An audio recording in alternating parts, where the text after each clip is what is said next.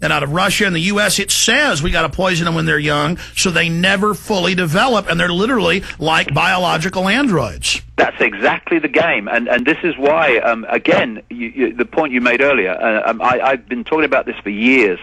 This a massive assault on human freedom, on the human body, on the human mind, is because this period of change, this cycle is coming, and it's waking people up, and they're desperately trying to keep the lid down so that they can control for the next cycle. And therefore, they're attacking the young particularly because they're going to be the adult people as this cycle really unfolds, and therefore they need to destabilize them. And that's why their food and drink is attacked more than anybody. And that's why we've got the kids being put on Ritalin and Prozac. David, for PrisonPlanet.tv viewers, I'm only doing it with one segment today because time's precious.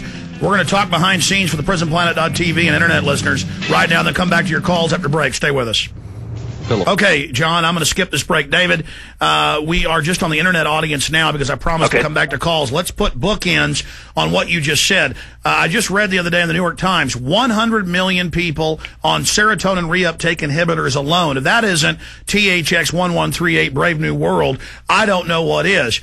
I mean, they're attacking the police, the military, the citizens. All of us are in this together. And isn't that the great final illusion, is that people that work for the system feel like they're part of the elite when even high-level elites are being poisoned by their own system? And that's why people say it's a spiritual thing. There's almost this cosmic force, and you get into that. But I just can see that it's there, driving man towards destroying themselves. And it's overall a hatred of the species. Yeah, the thing is that I say to this to people in uniform, I say to them, you've got no power. There's some people that love the uniform because they think they've got power. And I say to them, you've got no power. Your power is what you put on in the morning when you open the wardrobe. The uniform you wear is an extension of the state. When you wear the uniform, you're an extension of the state. When you take the uniform off, you have no power. And the only power you have is of the state. You're just another pawn in the game while thinking you are higher than the other pawns that you're policing. And these are the levels of society, these policers of society, which Obama wants to massively increase with his pyramids. With his networks of civilian security. These are the people that need to wake up and need to realize that they have children too. I know of one who's high in NATO who's just realized, he said he looked in the eyes of his 4-year-old grandchild and said, I can't do this anymore because I know what I'm contributing to now, and he's trying to get information out about what's going on. This is what we need to do. The policers need to realize that they are the pawns also. Well, I was talking to a top doctor who's treated a head of state, and this head of state said, I was grown up to, that we have to exterminate 80% of people to keep the resources, but I look at people and I know it's evil, and I don't want to be part of this. I mean, a lot of people in the system are having an awakening too, aren't they? Yes, they are. So there's so much to be optimistic about. I mean, the challenges are there. Of course they are. They want to push this on, and they want to push it on faster and faster now because they are desperately trying to stop this awakening manifest to such an extent that their house of cards comes down. So those challenges are there, and they're going to push on through Obama. But there's so much to be enthusiastic and encouraged about because there is fantastic changes going on in the awareness of so many people. David, as you said, though, in the 1 minute before we come back, quickly, I'd say Obama has 2 or 3, 4 months when he first gets in till people wake up to that phase of the illusion. So they want to start a big war or a biological release or a financial collapse. What do we do to expose this guy and stop him being able to carry the ball for the New World Order in the first few months? Well, what we've got to do is keep whacking this information out, and people who are listening to this information, don't be a cul-de-sac for information. When you receive the information, there is a responsibility. Pass it on, pass it on, pass it on. By word of mouth, you can inform vast numbers of people very quickly if enough people do it. That's what we need to do. You're right, and we have incredible power, but we better use it now because they are planning to shut down the old web. The inventor of the web said a few days ago that quote, it's going to die. They're letting it die. It's being killed. So we need to move right now. Folks, we're coming out of this break with only PrisonPlanet.tv viewers and Infowars.com exclusive stream listeners tuning in, though we do have tens of thousands tuning in on the free streams and quite a few watching on PrisonPlanet.tv. We're coming out right now with David Icke with your calls. Here we go. The New World Order, with its programmers, admit that they're colonizing our minds, our souls. They are keeping us weak, confused, dumbed down, infighting. But the awakening is happening. David Icke, amazing guest, is our guest right now. DavidIcke.com is the website. We'll put that up on screen. Let's go to Ryan, first-time caller from Georgia. You're on the air with David Icke. Yes, how you doing, Alex? First off, I just really want to tell you I'm very appreciative of just waking me up and informing me of all the information that's currently going on. And second, I just really want to say, by far, I've been wanting to say this for a long time, Lindsey Williams, David Icke, Steve Quell, and Tex Mars are by far your most important guests that you have on your show.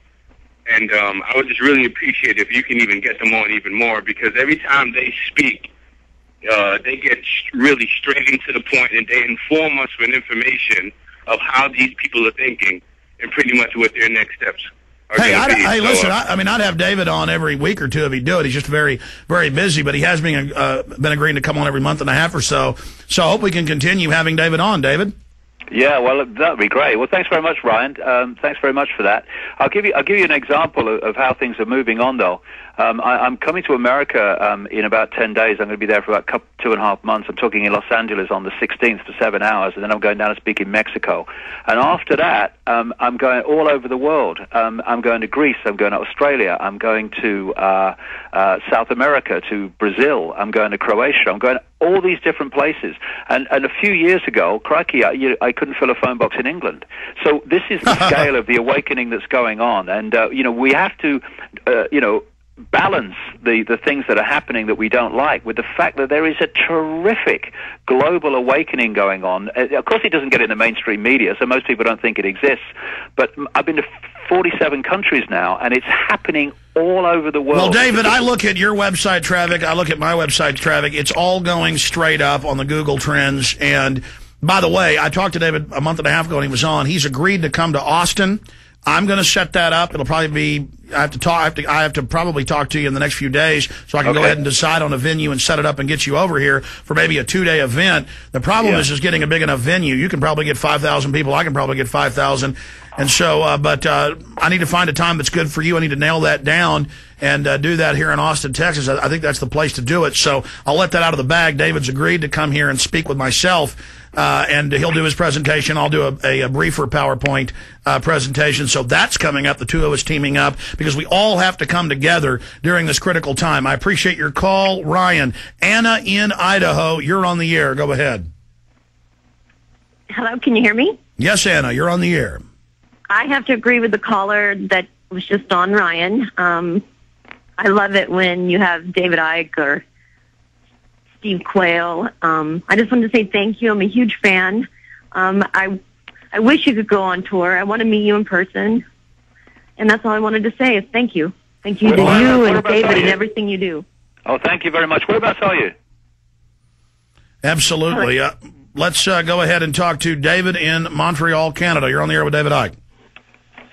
Yay. How's it going? I'm very happy to finally be able to speak to you both. I'm the webmaster of criticalunity.org, and I syndicate a lot of both of your articles and videos on my site. As David mentioned, people need to take a good look at the big picture and not be intimidated by the elite's manipulation and scare tactics. The playing of the racial card is only possible because racism was indirectly created by the elites by molding our worldviews. As fascism unfolds, those who supported Obama or any of these bloodlines, they're waking up. And we will stand against the corruption no matter what they throw at us.